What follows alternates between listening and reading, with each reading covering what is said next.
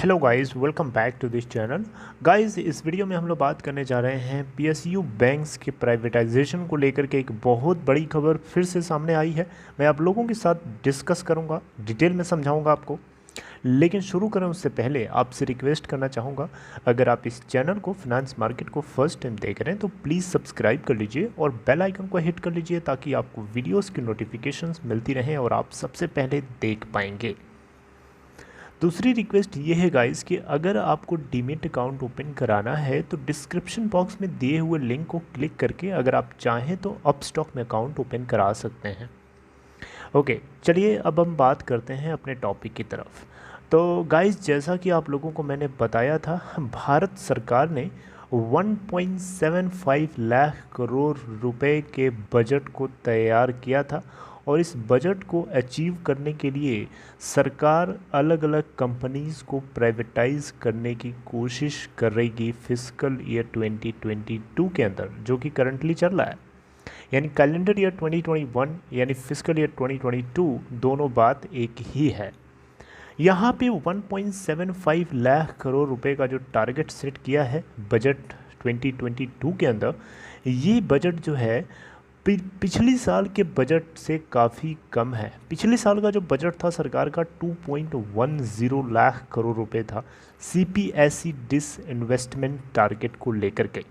CPSE का मतलब होता है सेंट्रल पब्लिक सेक्टर एंटरप्राइजेस। इन सभी के डिस इन्वेस्टमेंट से 2.10 लाख करोड़ रुपए जो है रेस किया जाना था, लेकिन कोरोना वायरस के चलते सरकार को ये टारगेट नहीं पूरा कर पाई, जिसके चलते फिस्कल ईयर 2022 के अंदर 1.75 लाख करोड़ का टारगेट सेट किया है, जिसमें 2 बैंक्स को, सरकारी बैंक्स होंगे, उनको प्राइवेटाइज करेगी सरकार, और एक इंश्योरेंस कंपनी होगी और कुछ पब्लिक सेक्टर कंपनीज हो सकती हैं, जैसे आईडीबीआई बैंक को छोड़ करके ये बातें बताई गई।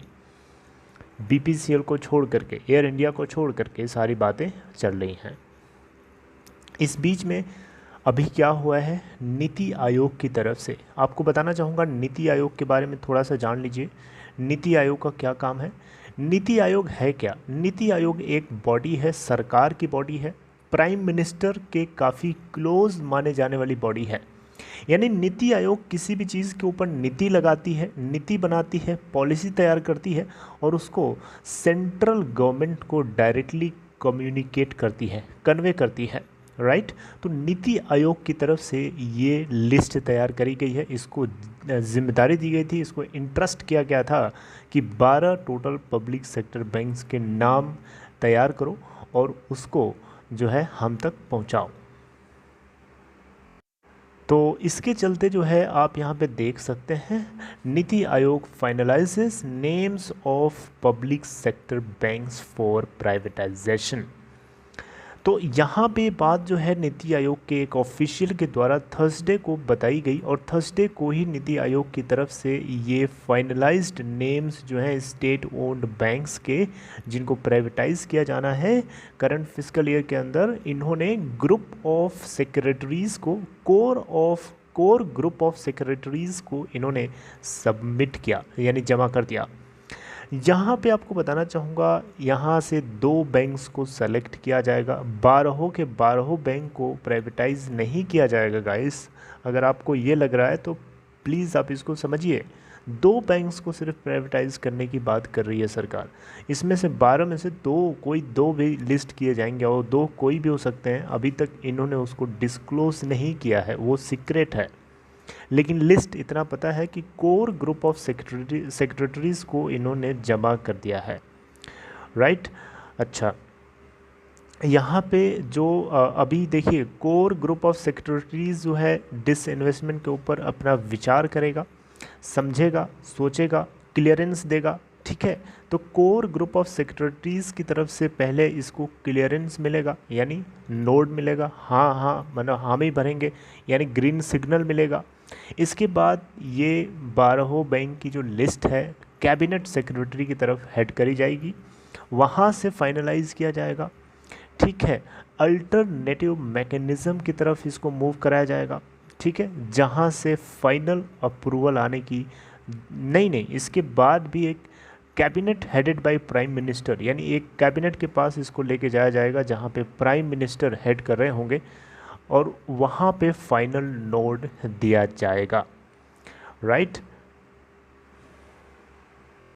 अब यहाँ पे देखिए सेक्रेटरीज़ में कौन कौन आते हैं। कोर ग्रुप ऑफ सेक्रेटरीज़ में, कोर ग्रुप ऑफ सेक्रेटरीज़ में आते हैं economic affairs secretary, revenue secretary आते हैं उसमें, एक्सपेंडिचर सेक्रेटरी होते हैं, कॉर्पोरेट अफेयर सेक्रेटरी होते हैं, लीगल अफेयर सेक्रेटरी होता है इसमें, department of public enterprises secretary होता है, department of investment and public asset management secretary होता है, DIPAM मैंने आपको बताया है, department of investment public asset management, यानी भारत सरकार की जो एसेट्स है उसको प्राइवेटाइज करना या पब्लिक करना, ये इसी की जिम्मेदारी होती है, ठीक है। तो इसका सेक्रेटरी भी इसमें मौजूद है कोर ग्रुप ऑफ सेक्रेटरीज़ में, राइट। तो यहाँ पे recently finance minister Nirmala Sitharaman की तरफ से बताया गया था कि जितने भी वर्कर्स हैं इन बैंक्स में या इन सरकारी कंपनियों में, इन सभी के वेजेस को या पेंशन को या सैलरीज़ को या स्केलिंग की जो समस्या है, इन सभी का ध्यान रखा जाएगा, इनके इंटरेस्ट को प्रॉपर तरीके से प्रोटेक्ट किया जाएगा।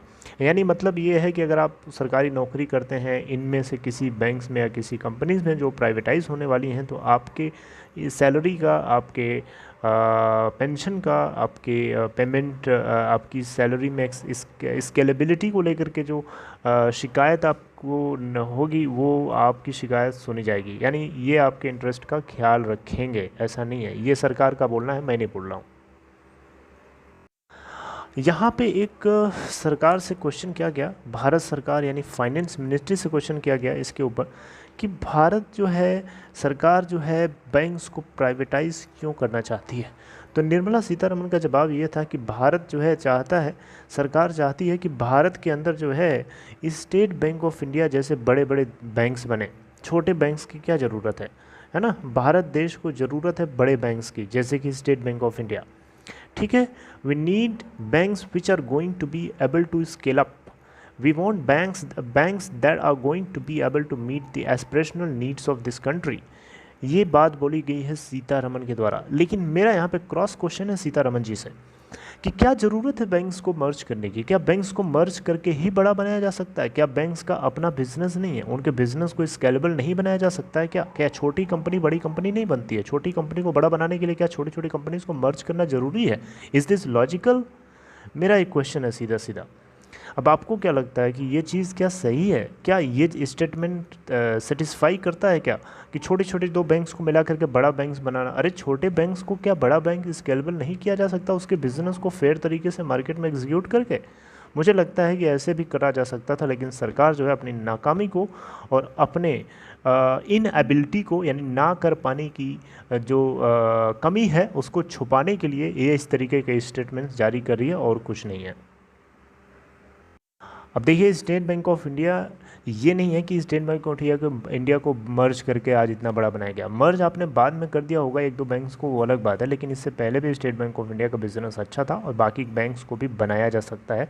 उसकी प्रॉपर इस केयर होनी चाहिए और प्रॉपर उसका मैनेजमेंट आपका स्ट्रॉन्ग होना चाहिए, और मैनेजमेंट इतना सख्त और स्ट्रॉन्ग होना चाहिए कि आपके एक बार आपके ऊपर से आवाज़ लगा देने से बॉटम तक का जो एम्प्लॉय है पूरी तरीके से उसका जो ट्रेमर है वो पूरी तरीके से इवेंचुअली एंड तक पहुँचे और लोग सही से काम करें।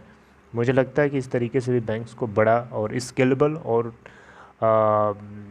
प्रॉफिटेबल बनाया जा सकता था प्राइवेटाइज करने के अलावा, ये भी एक ऑप्शन था। So this is all in this video, I hope you like this content. Privatisation को लेकर के नीति आयोग ने एक लिस्ट तैयार करी है, उस लिस्ट को भेज दिया है group of secretaries, core group of secretaries को, जहां से 2-3 स्टेप आगे और फाइनलाइज किया जाएगा और फाइनली प्राइम मिनिस्टर को हेड करेंगे और वहां से फाइनल नोड मिल जाएगा, right. So I would like to terminate my talks right here guys. If you like this content please give a thumbs up. If you are interested to open demat account, there is a link in description box, check there and take care guys, see you next time.